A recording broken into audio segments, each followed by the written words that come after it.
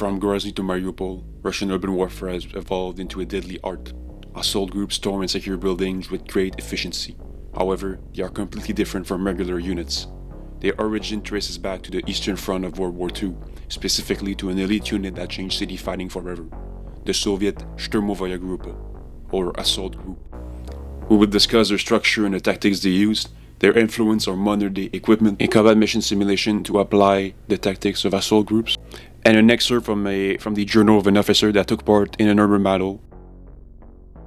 Assault groups were part of assault engineering brigades, used to storm cities and heavily defended positions, and they were very skilled at it. At the most basic level, they would be made of 12-man assault groups divided into special teams. Their composition will be done as follows. First, 4 assault troopers. They will wear a steel breastplate that would protect them from German 9mm ammunition. These will be the ones using explosive charges to blow holes into buildings and clearing it using submachine guns.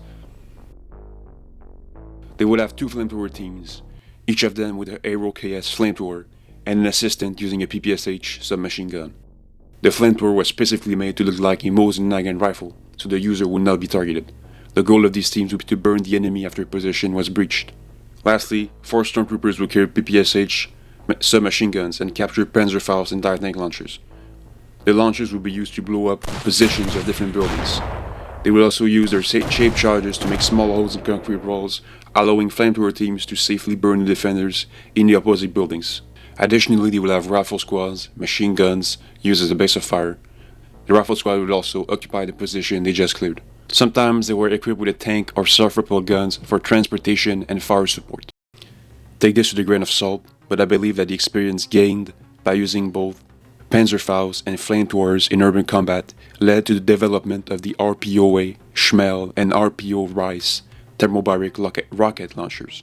They more or less combine both of these weapons into one and are important for modern urban tactics in post-Soviet states. The details of thermobaric launchers and charges will be discussed in future videos. I will be applying the tactics of assault groups in a simulation. It will be taking place in the city of Poznań, Poland in 1945, with heavy fighting in the streets of the city. 6 red Soviet squads are attacking and 6 blue German squads are defending. Regular Soviet infantry squads are unable to cross the main street. Thus, to avoid a meat grinder, HQ calls in a assault group with a T-34-85 tank. The 2 buildings on the left do not have side windows.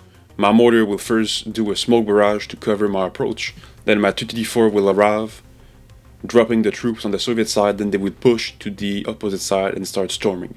After this, I will try again with a different tactic. This time, the T-34 will push all the way to the other side and dismount the infantry a few meters from the building. Let's see which tactics works best. We begin with a smoke barrage. The T-34 arrives and starts dropping out the infantry. They dismount. It provides fire support.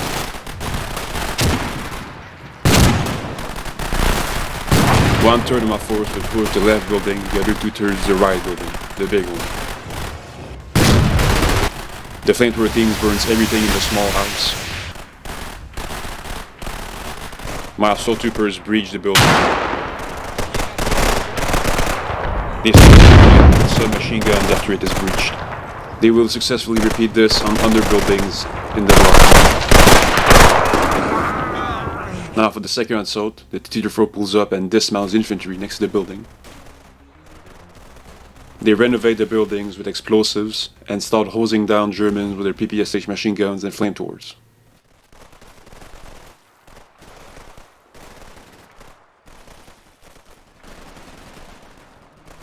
The T-34 gets pulled back so I can protect it. A German squad counterattacks but gets gunned down. Another German squad snuck around in the smoke to flank my T-34, but they were caught by my reserve flamethrower team, which killed them.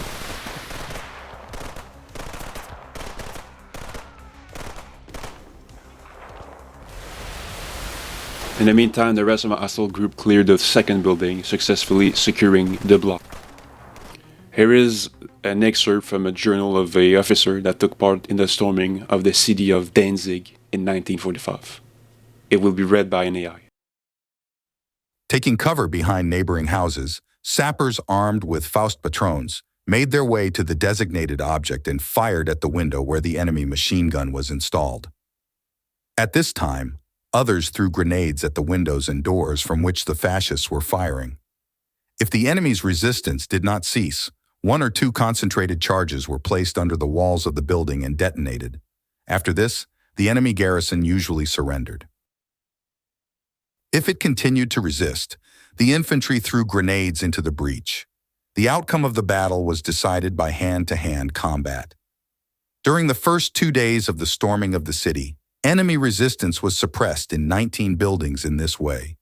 When fighting inside a block, the importance of Panzerfausts and flamethrowers increased, since under these conditions, the targeting by direct-fire artillery and tanks became almost impossible. At the same time, when the stormtroopers managed to get within flamethrower range of an enemy building, success was guaranteed, since flamethrowers forced the enemy to abandon the defended object.